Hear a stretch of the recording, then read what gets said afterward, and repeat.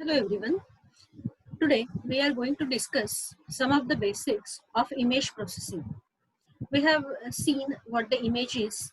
Image is nothing but it is a two-dimensional representation of a 3D object in the form of a finite number of pixels. Okay.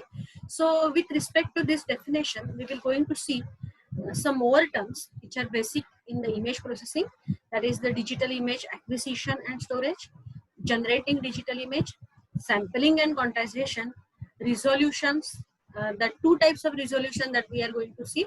It is the spatial and grayscale resolution, simple image formation model, basic elements of image processing system.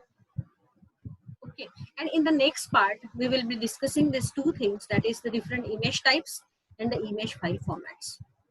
So what is the digital image? We have already seen. It is nothing but it is the image processing, or you can say it is a digital image which is representation of a 3D object as a two-dimensional image using a finite set of digital values called picture elements or pixels. So in a mathematical view, the monochromatic image is a two-dimensional function, that is the f of x comma y. F of x comma y, it is a mathematical function which we are using to represent the image, where x comma y are the spatial coordinates. That means it is the position of the pixel given by the coordinates x and y, and f of x comma y, it is nothing but it is the value of the function. So what is the value of the function? It is nothing but it is the intensity or gray level of the image at the point x comma y. So this intensity or gray level, it is nothing but it is the value of the gray level which is at this position of the pixel, that is the x comma y. Then we have seen that this is a just a minute. This is the scene element that we want to capture using certain imaging system. This is the imaging system that I'm using over here. But the most important thing that should be there is the light source. Mind well that in absence of the light energy, we cannot capture the image. Or if the light energy is not sufficient, or illumination or the source is not illuminating the sufficient amount of the light, it will definitely affect the quality of the image. And that's why it is very, very important that we are capturing the image in presence of a certain source, that is the illumination source, or you can say a light in simple terms. So this light falls on this scene element, this imaging system captures the image, and then it is represented in a 2D frame, that is the image plane we call it as, which is represented using two axes x and y. Now see, this is the object, this is the imaging system. The imaging system has transformed it in a two-dimensional format, but see the type of the object, it is a continuous object. Now we require to digitize this object because we want to store it on the computer. So every data in the computer is in the digital format. The same way image, when we want to store and process, it should be in the digital format. So this imaging system takes care, while representing this image in the 2D format, it also takes care of digitizing the image. Now see the difference between this continuous image and the digital image. All the squares over are fully filled in. So this is the output of the digital image format, and these small squares that we are using, they are the pixels. As I said, it is now represented as a two-dimensional format. So we require certain data structure to store this particular pixels, and the best suitable data structure is nothing but it is the matrix, a two-dimensional array, or you can say a matrix. We are giving certain name to this matrix, which is nothing but it is the name given to the image, and these are the positions of the pixel, n and m. So total m number of rows and n number of columns are there, and the last coordinate value is a of mn. So there are m number of rows and n number of columns, and the size of this particular matrix is m by n. What is m? M is nothing but, say for example, 256, n is nothing but it is, say for example, 256. So n is nothing but it is the total number of columns. M is nothing but it is the total number of rows. Okay. Now, what is this? This is the position of the pixel as we have discussed. A11. A11 indicates first row, first column. So this is a A11 pixel. What is the value? It can be anywhere, but say for example, in this particular patch of this particular image, the values are like this: 183, 160, 94. What are these values? They are the grayscale value as we have discussed in the earlier slide. So these are the positions of the pixel, and at the position, what we are storing, the position of the pixel is important. The same is the value at that position.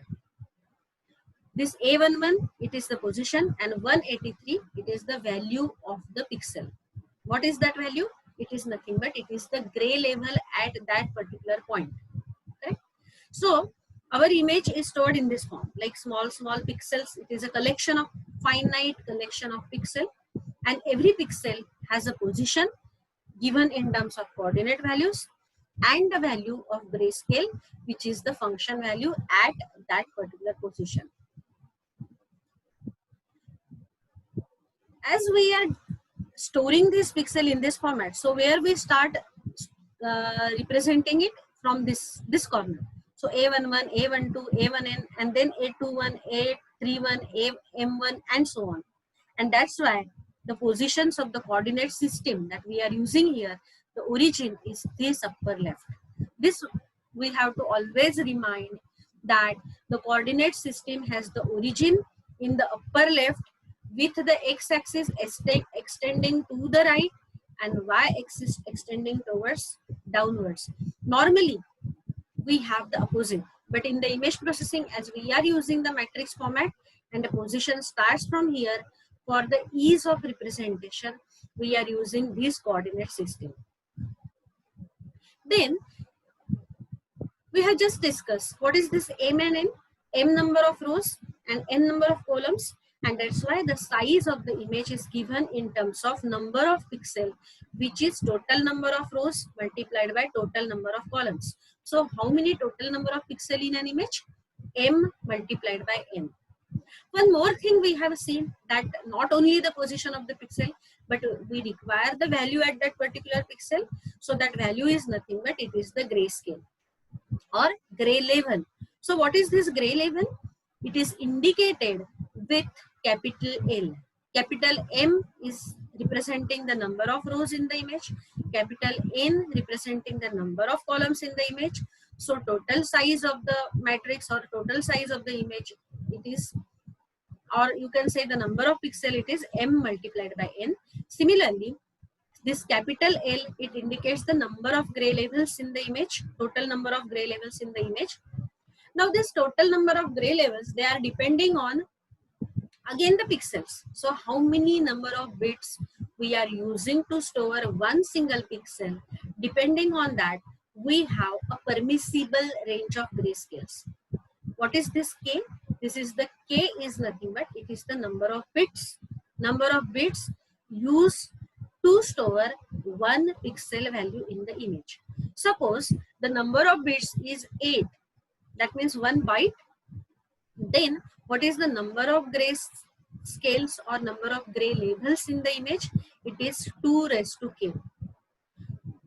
The total number of gray labels are always given by the formula L is equal to 2 raised to K, where L is the total number of gray labels in the image and K is the number of bits used to represent one pixel in that particular image. So as I have said, this K is equal to 8 bits, then L will be 2 raised to 8, that is the 256. Now as we are using this 0 as one gray level, and that's why the highest gray level, the upper limit of the gray scale is 255. So what is the range? 0 to 255. When K is equal to 8, we have L, that is the total number of gray levels are 256, starting from 0 to 255. This 0 to 255 is called grayscale, gray levels, or dynamic range of the grayscales. Okay. Because why dynamic range? Because it depends on this K. Now we will see how we are generating this digital image. We have seen this imaging system automatically takes care while storing the image in the form of a digital image. But still we must know how we are actually generating this particular image, and for this purpose this imaging system requires two functions. One we call sampling and another is called as the quantization. So taking the reference of our previous diagram, this is our continuous image of the object. Now we have captured the object which is in the form of a continuous image.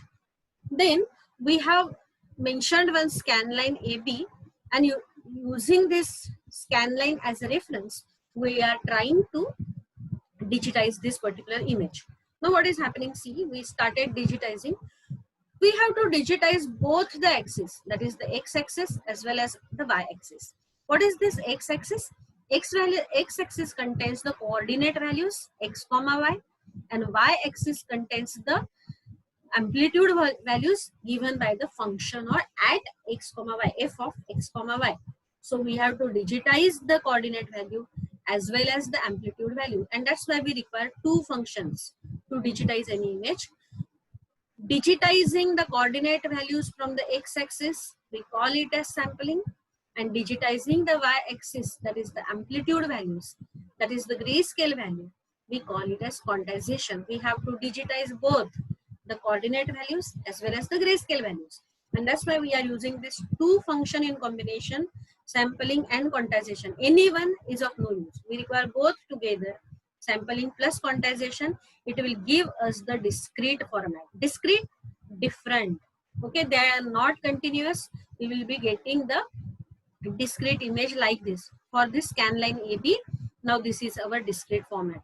So these are the different samples. Whatever the small lines on this x-axis, they are nothing but they are the samples, and these lines on the y-axis, they are nothing but they are the quantized image, that is the grayscale, the different number of grayscales that we are using. Okay.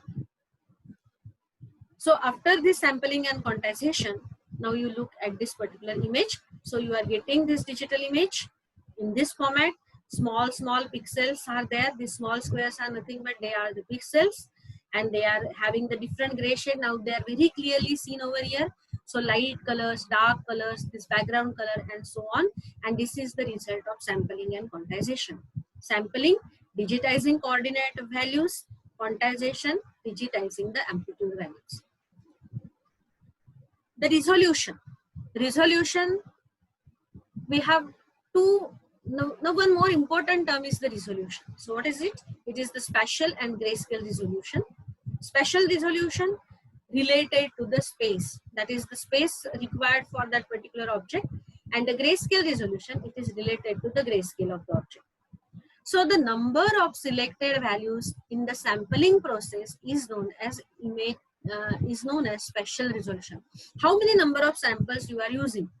So what is the space in unit terms of that particular image? We call it as a spatial resolution. How much space is used for the pixel? It's simply the number of pixel relative to the given image area. Suppose you consider a unit area. So how many number of pixel in that particular unit area is nothing but it is the spatial resolution related to the space occupied by the image. And the number of selected values in the quantization process is called as the gray level or color resolution. This is expressed in terms of number of bits allotted to the colors gray level. We have discussed it. Suppose you have k is equal to 8, then you have 256 gray shades or color levels in that particular resolution. If k is equal to 4, you have 2 raised to 4, that is the 16 different color levels. So this is nothing but it is the numbers of selected values in the quantization process, that is called as the gray levels. Okay, and it is related to the number of bits allotted to every pixel value. Now for deciding the quality of the digital image, both are important, that is the spatial resolution as well as the grayscale resolution. Both we should have to consider to decide the quality. And if both that means for digital image, it depends on both type of resolution, that is the sampling as well as the quantization. So spatial resolution, it is the smallest discernible detail in the image. It is determined by the sampling process we have discussed it. The spatial resolution of the digital image reflects the amount of details that one can see in the image. So what you can see in the image? You can see the number of pixels in given unit area. So that is nothing but it is the area of the image display. So in one, say for example, in 1 centimeter, how many number of pixels are there? That 1 centimeter is called as the area or the unit area. If an image is spatially sampled at m by n pixel, then larger m by n, the finer observed detail. Now you know that if you have increased the resolution, that means if you increase the number of pixel in a small area, you will get more details, and that's why it will increase the quality, enhance the quality. Similarly with the gray levels, if you have less number of gray level as compared to more number of gray level, that means one image is having 16 gray levels and another image is having 256 gray level, definitely the quality of the another image having higher number of gray level is definitely better, because this gray level resolution also affects the quality. In more higher the gray level resolution, definitely the quality is the better. Let's see one example based on this. Now we will discuss first this image resolution, that is the spatial resolution. This is one beautiful rose as a image form, that is the 1024 by 1024 grayscale image. The image is 8-bit image, and that's why 2 raised to k, 256 gray level in total we are using for this. We have not changed the grayscale, but we have just sub-sampled. So what is sampling? It is the number of coordinates that we are using. So we have changed it. So it was 1024, then 512, then 256, 128. Look at the quality of the image. So you are getting a small, and definitely the quality is not so good if it is such a small image. So what you have decided? To increase the size of the image. So what we have done? The same picture, this 1024, 512, 256, you are trying to make it again of this same shape. We call this process as a resampling. Okay, so you started resampling, it is the original image, you just go, this is 512 by 512 image made 1024 by 1024, 256, 128 by 128, 64 by 64 and 32 by 32 image resampled into 1024 by 1024 pixel. What happened? See the checks. Can you see the degraded quality? This is the original image. Now you compare these two. Definitely this is a degraded, not a good quality. And these two, the worst qualities. You can see the small checks over here. This is called as a checkerboard effect. This is the effect of oversampling. The another resolution is this grayscale resolution. So in the grayscale resolution, first we have used 256 grayscales in the image. Image size we have kept same, 452 multiplied by 374. These are the m by n values. And what is 256 levels? These are the gray level images. What you have done?